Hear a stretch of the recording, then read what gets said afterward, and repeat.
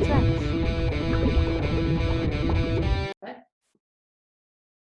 starstruck, putting that out there. This is episode 14. One episode away from the finale, but this episode is better than the finale. This episode, I don't care if in a year from now I have 1 million followers. Hopefully, I'm big enough to ever have him personally come in. This guest I had today, he is the coolest human being I have ever met. I have fangirled over this guy since I was 10 because I'm a huge dinosaur nerd. He is the father of paleontology, the most legendary paleontologist, the #1 world's most famous paleontologist, Jack Horner. He wrote the book that the guy who wrote Jurassic Park based off of his book. There's more stuff. We talked about a lot of things. He's creating a fucking dinosaur. He is creating a dinosaur that he says one day. No, I'm not going to give it away. He says something very interesting about a dinosaur. His name is Jack Horner. I said it again. I'm going to say it 3 times. Jack Horner. Like, this guy, I'm still shaking at the fact that I met this guy because I rarely get starstruck. And I've been into dinosaurs since I was a little kid, and he has been the dinosaur guy. Holy fuck. This guy was so sick. Jack, if you're listening to this, which I hope you are, thank you so much, dude. And one day I'm gonna go out there and dig with you, and I'm gonna buy your first Chickenosaurus.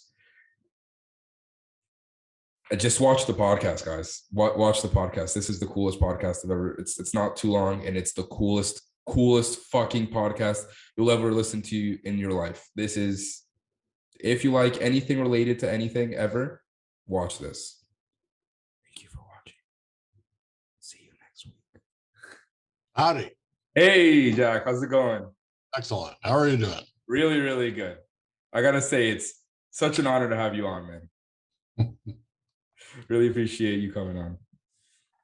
I don't even know where to start, man. Like, it's gonna be a little far-fetched, but you've been my hero since I was like 10 years old. I've been a huge. You like dinosaurs, do you? Dude, I love dinosaurs. And I left it at home. I was gonna bring it. It's not really a dinosaur thing, but I have a megalodon tooth. I was gonna bring that in. Where do you live? I live in South Florida. South Florida. Yeah, there's not many dinosaurs here, but there aren't any dinosaurs down there, except some politicians. There's a lot of megalodon teeth down here, though. Yes, there are. Yeah, there's a lot of fossils in a lot of the rivers. Mm-hmm. I've personally found just shark teeth, never any fossils, but I do want to go to Megalodon Bay in like Central Florida, where there's like a river where you could find a bunch of their teeth supposedly overrun with crocodiles though, and alligators. Crocodiles. Not many crocodiles, alligators more than anything. Yeah, I've got a. Where you at right now? Oregon, right?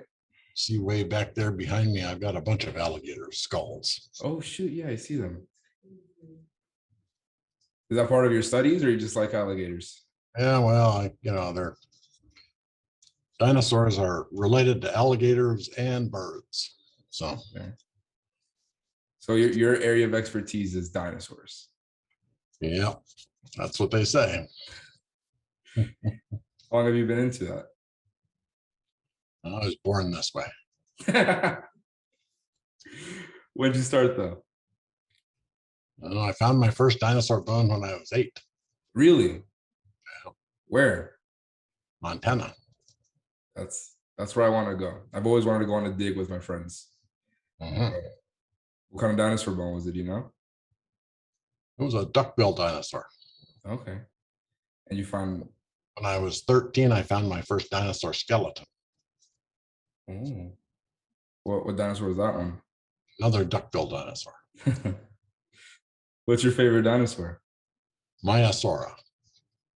I've actually never heard of that dinosaur. It's a duck-billed dinosaur as well. So you're a duck-billed dinosaur guy. I guess so. And how did all the Jurassic Park stuff happen? Well, I found a bunch of duck-billed dinosaur babies and did some research on dinosaur behavior. and Michael Crichton, and I wrote a book called Digging Dinosaurs, and Michael Crichton read that and took his character Alan Grant from my book, and then made the story about Jurassic Park. And then Steven Spielberg, because Michael Crichton had used my character, Steven Spielberg asked me if I would advise on his movie and meet, and then I met the actors and met Sam Neill, so Sam Neill could see what his character was really like.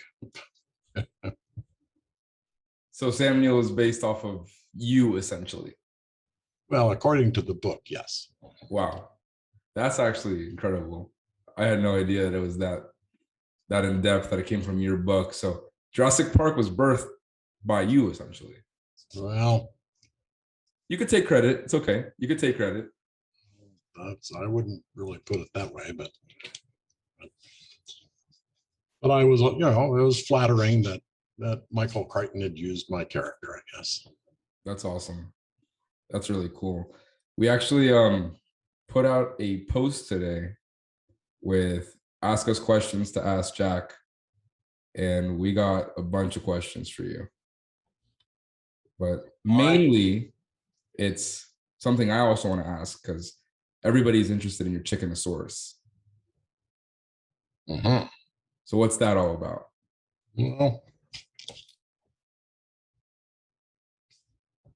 Well, when I was working on Jurassic Park, a couple of things happened. I was very. It was really cool to work on that project and see the animatronics, the puppets. They were life size. The T-Rex. It was run with. It took 20 or 30 people to run it, and so it acted like a real animal. And that was pretty cool. But the premise behind Jurassic Park is pretty interesting as well. The idea that you might be able to get DNA out of amber or out of an insect that might have bitten a dinosaur, and then clone a dinosaur. Make one. So in 1993, when Jurassic Park came out, one of my graduate students and I actually got a grant from the National Science Foundation to attempt to find DNA in a dinosaur. We knew that at that time that you couldn't get it out of an insect trapped in amber. We knew that wasn't possible, but we thought maybe we could get it out of an actual dinosaur. So we had this big old T-Rex that we had collected, and we drilled into the inside of the bones and tried to get, and we found soft tissues. Wow. And actually we found parts of proteins, but we didn't find DNA. And so we discovered that we really couldn't do what they did in Jurassic Park. But I was still enamored by the idea of having a live dinosaur. And so I looked into various different ways that might be done. And we have a lot of ways of modifying modern animals. I mean, we actually, we modify plants all the time. We genetically engineer. We have genetic engineering tools that we use to alter animals. And so, you can go to the pet store and get glow in the dark fish. Yeah. Actually have genes in them from jellyfish that makes them glow in the dark. And so, that was basically the premise behind, Indominus Rex, was you could just take a bunch of genes from a bunch of different animals and put them in this embryo and, make a new kind of dinosaur. So So, with these modification tools, I thought we might be able to make a dinosaur out of a bird, since a bird is the descendant of dinosaurs. And all of us, and all animals, all plants, we carry some of their ancestral DNA. We carry it with us. And so a lot of genes that used to do things in our ancestors have been turned off during the course of evolution and we don't use them anymore. If you can find those genes and turn them back on, you can get some of the ancestral characters back. And so I and my research team, we started looking for ancestral genes in a chicken, and we found a few of them. And so it's theoretically possible right now to make it to take a bird and a bird embryo and switch a few genes on and have it hatch out having a head that looks kind of like a velociraptor and having arms and hands instead of wings, and teeth in its mouth. I mean, what we haven't figured out is how to make the long tail, the long bony tail, and that's where we're stuck right now. But we're working on it. We're actually trying to make a dinosaur. That's the most exciting thing I've ever heard in my life. I've always been, I know it's a really controversial topic, the whole de-extinction thing, but I'm all for it. I am too. I want to see a dinosaur. Yeah, we're causing extinctions all the time. We might as well, help them out and bring some back. I keep telling people, if they can't save the animals that are going extinct, you might as well make some new ones. I got to tell you this, and this shout out to my friend Dakota, because he's my best friend and we share this really twisted fantasy. I have, ever since I've seen every Jurassic Park, I've seen every horrible dinosaur movie after that, because anything that's not Jurassic Park is pretty garbage that they've come out with. There's a movie called Velocipastor about a pastor who turns into a dinosaur. But I have this dark and twisted fantasy that I want them to bring back dinosaurs, essentially the T-Rex, preferably, or a animal that looks like a T-Rex, because that's pretty much what we could do, and put me in some sort of enclosure with it, give me a point A and a point B, and I have to find my way through it and evade it. That's something I would love to feel, that rush to have a genuine T-Rex come after me. I don't know why. I just felt like I needed to share that with you, because him and I have theorized that T-Rex was a scavenger and not really a predator. So, do you think a T-Rex ate dead animals instead of going after them? I think it was an opportunist. I think that it might have taken a sick live animal, and it might have, but it wouldn't have gone after. I mean, it's big. It's way too big to be running. Yeah. It's got bone crushing teeth. I mean, it's better off to just, wait for somebody else to do the killing and then chase them away. In your opinion, which is the most savage dinosaur out there, then? The Velociraptor? Well, I think T-Rex was pretty savage, but that doesn't mean that it was an apex predator. That's a better way to phrase my question. Which do you think was the top of the line apex predator back in the day? The little dromaeosaurids like Velociraptor or Troodon, things like that. Yep. Okay. That's actually really interesting to hear that theory, because I actually have heard that T-Rexes, I also heard that they hunt in packs, T-Rexes, even though they were really big. Well, probably all the meat eaters were, at least in family groups of some sort. And how accurate now, after more studies, do you think Jurassic Park got to the actual look of the animals? Well, they've never, Jurassic Park dinosaurs haven't changed, right? Mm-hmm. And the reason they haven't changed is because they're the same story, right? Yeah. So So they can't really change. And when we made the first dinosaurs, we had a lot of uh, well, there was just, you know, it was the first time we actually used, computer graphics like that.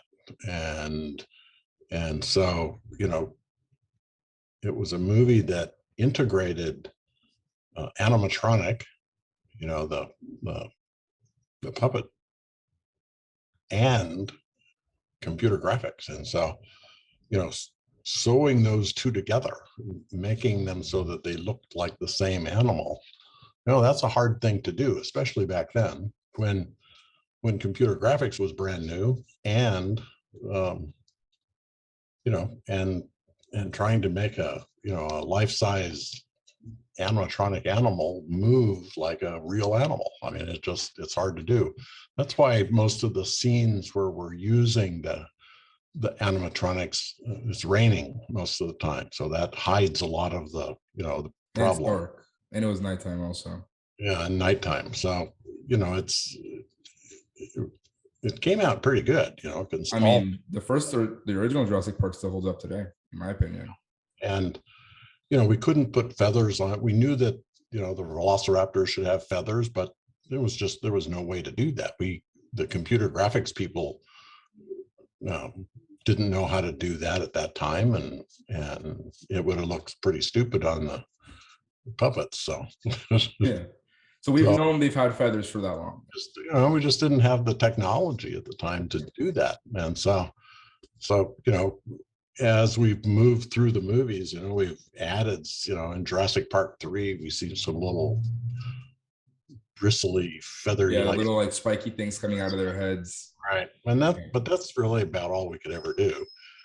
I think I haven't seen the new movie, but the new one they're making, I hear that they will put some feathers on it, and they can now. I mean, that's technology they could use now. So hopefully, and my question is, aside from, so they were created that way for obviously to make them look more realistic in the movies, but in real life, you're telling me that velociraptors were covered in feathers, and more likely more dinosaurs were covered in feathers, correct? Probably all of meat-eating dinosaurs had feathers of some sort. Yeah. Even T-Rex. Oh, even T-Rex, absolutely.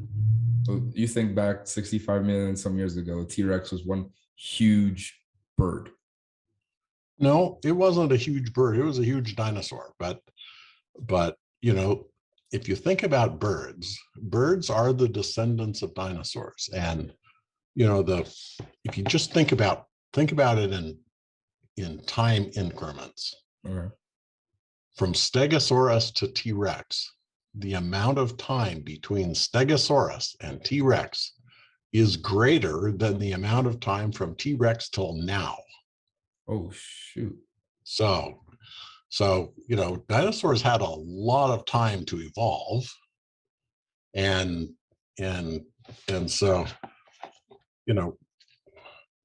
birds, most of their evolution has happened since the dinosaurs went extinct, right? So a lot of the characteristics that birds have probably came from dinosaurs. And I think dinosaurs were vividly colored like birds. I think they had songs. I think they danced. I mean, so, I try to get people to realize that dinosaurs could have been, pink and dance. I mean, people don't want to think about that, but that's kind of scary to think about a giant T-Rex dancing and singing before it mauls you. Yeah, well, a big pink flamingo. yeah. So there's no reason that we make them look very reptilian still, and they shouldn't. They should look more bird-like. Do you think that they ever had any beaks?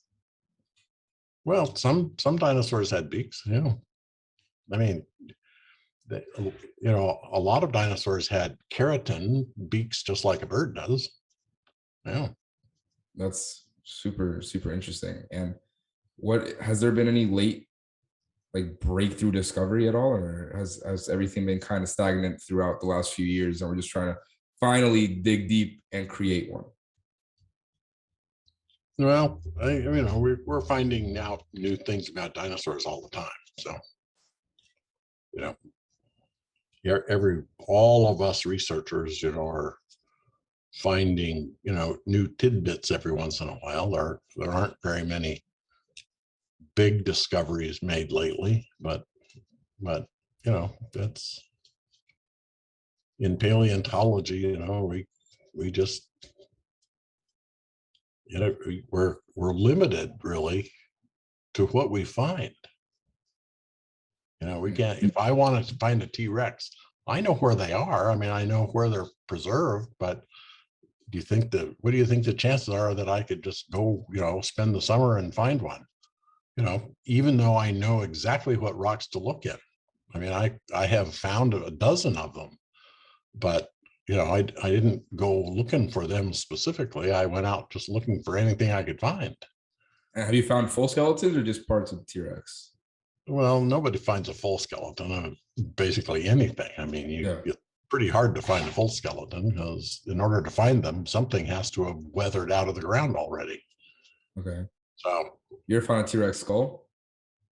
Yeah, I like I said, we found a dozen T-Rexes. So, and my question is, because I really want to go on a dig, and do I get to keep it? Well, depends on where you go. If you went out with us, no, you can't, because it's we're doing research. Yeah. You can't, the whole idea is to get the data. Yeah. And the specimens go to museums where everyone can enjoy them. Of course. Because I know, what's his face? Nicolas Cage purchased a full or an almost complete T-Rex skeleton for like $100 million 10, 20 years ago. And I'm going to buy a house real soon, and I want over my dining room table a full T-Rex skull. I'm going to buy a replica one, but that's like that's the thing to do, is get a replica. I mean, if you had a real skull, nobody could do research on it. Exactly. It has to be in the public trust in order for people to do research on it. And so, but you're telling me you have nothing. You don't have science. Do you have anything like a tooth or anything that you keep for yourself, or everything you give out to study? It would be a conflict of interest. Okay. Right. Yeah. I do have, stuff that I collected this summer that will go to a museum. There's a dome-headed dinosaur, one of the Pachycephalosaur skulls, and I've just cleaned it off, and I'm getting a museum number for it, and then I can do research on it. That's really cool, and actually very. You don't want to have an important specimen. Yeah. That's just, you just don't want to. I mean, that. And I read somewhere too, a lot of people have them, and they're selfish to science. I mean, scientists can't use them. And how active are scientists currently with trying to create a dinosaur? Like, is it something that's like going on every day, or is it like on the back burner? Like first go to space, second. I have a laboratory where people are working on it every day. Wow. But as far as I know, that's the only laboratory in the world where that's happening. Of course. I'm sure PETA isn't fond of you. Well, no, PETA can't. There's nothing that PETA can do. It's, all of our research is done with tiny, tiny little embryos. I mean, they're just, first off, I assume you realize that we eat 22 million chickens a day, right? So it's like there's a lot of chickens out there, and we eat 200 million eggs a day. And what we're doing is we take one egg that is viable, that has an embryo just starting to grow, and we inject it and turn a gene on, and then we let it grow just a tiny little bit to see what might be happening to the embryo, and then we terminate it. So it's not even, it's not even partially grown. Yeah. It's a tiny little thing. And how come you guys terminate it? How come you don't wait to see what comes out of it? Pardon? Why do you guys terminate it instead of see what actually comes out of it? Well, because then we would have problems with PETA and all sorts of, we follow a lot of protocols already. Yeah. And, we follow all the rules. But, even the researchers, they're not trying to make, they're not trying to make some kind of weird looking creature. I mean, they're trying to make a dinosaur. But that is the ultimate goal, though, to have a living, breathing dinosaur. Exactly. If you had to put an estimate, how close do you think we are? Well, there's no way to know, because unfortunately, each time we figure out something, it doesn't help us with the next thing we need to figure out. So you're always one step forward, two steps back. Well, we don't really go backwards. We just there's no way to connect how the tail is made with how the arms are formed. I mean, so there's, we've figured out a lot of stuff so far, but we don't know how long it'll take to figure out the tail. We didn't know how long it would take to figure out, anything. And some things just took a couple of weeks, and the tail so far has taken, 2 years, and we haven't figured it out yet. So, but you have figured out the teeth, the arms. What else have you figured out? We still haven't got claws on the ends of the hands, though. So what do the hands look like? A 3-fingered hand. Claws? Three-fingered hand. Just like a dinosaur has, except it doesn't have claws yet. Wow, you don't have claws either. We don't have claws. So it looks like. So you have fingernails. They look like they have fingernails? Well, they look like a velociraptor hand, except with no claws. Wow. And you got the teeth, you got the mouth, what about, okay, so what you're saying is that they never had lizard eyes. They have bird eyes. They had bird eyes. I mean, they have, we don't really know what kind of eyes they have, but, we're going to use a bird, so we don't need to change the eyes.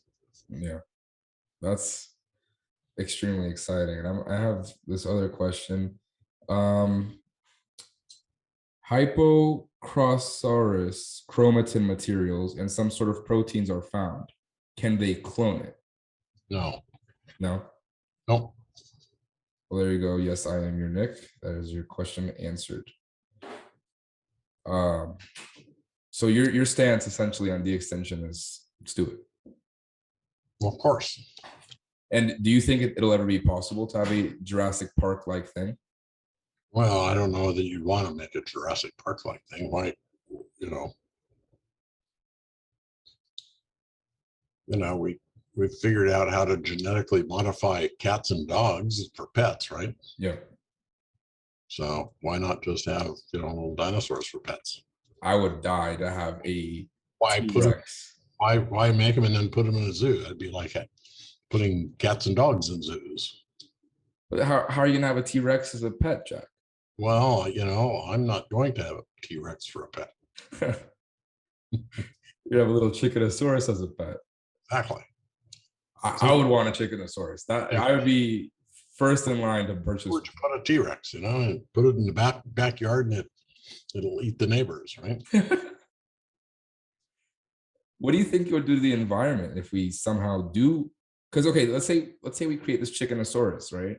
That's only one type of dinosaur. Well, how do you go from there?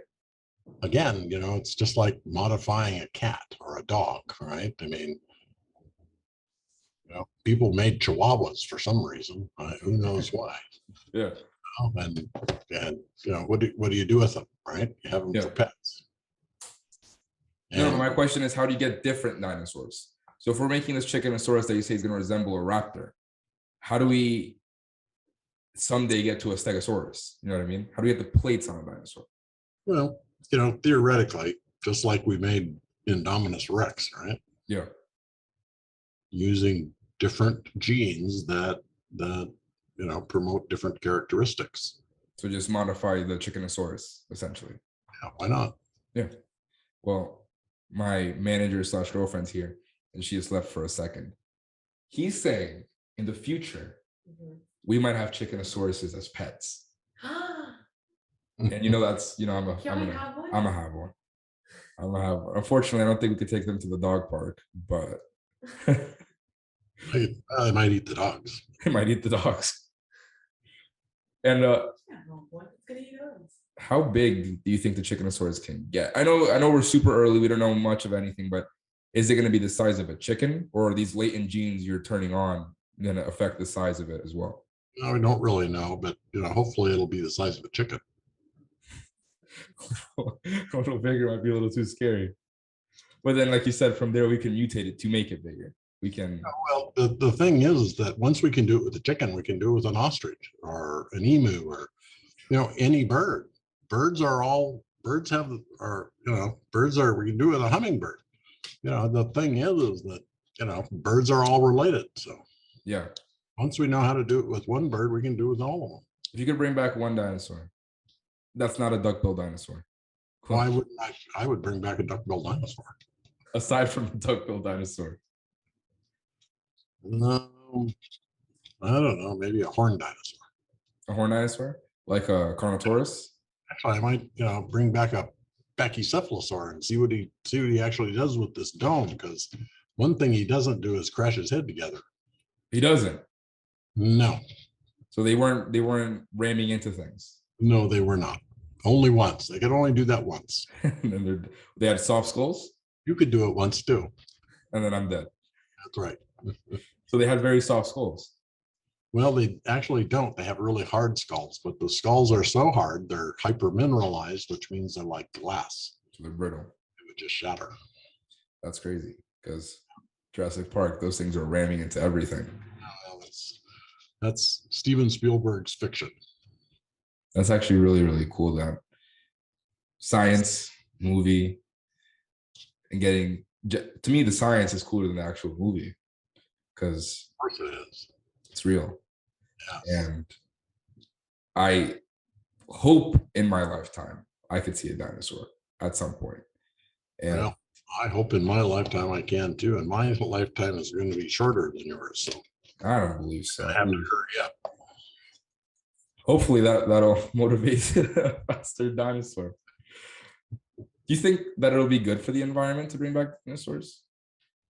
Again, you don't think it'll affect like the pyramid? How do cats and dogs affect the environment? Yeah, but we feed cats. I'm saying if we were to bring back dinosaurs and have them, you don't think we could ever acclimate them to the wild to be on their own? You think dinosaurs bringing back would be strictly for pets? Well, we're going to have to take care of them. Yeah. Otherwise, you let 2 or 3 T-Rexes out and somebody's going to go shoot them, right? Yeah, I don't want that to happen. They need to be super protected. And what about bringing back my favorite animal of all time, which I still think can be alive somewhere, the Megalodon. That's, other than T-Rex, T-Rex is my favorite dinosaur of all time, Megalodon is my favorite animal. And I still think he's alive, or it's alive.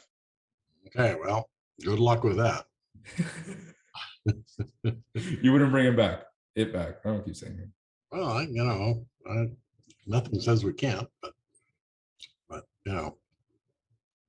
Wouldn't we just have to mutate a great white?